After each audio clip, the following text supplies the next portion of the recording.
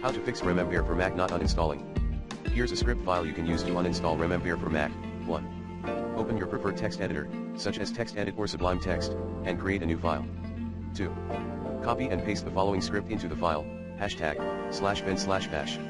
#uninstall RememBear sudo rmrf/application/remembear.app sudo rmrf/library/application support /remembear sudo rmrf/library/LaunchAgents/com.remembear.helper.plist sudo rmrf/library/LaunchDaemons/com.remembear.privileged.helper.plist sudo rmrf/library/preferences/com.remembear.helper.plist sudo rmrf/library/privilegedHelperTools/com.remembear.privileged.helper.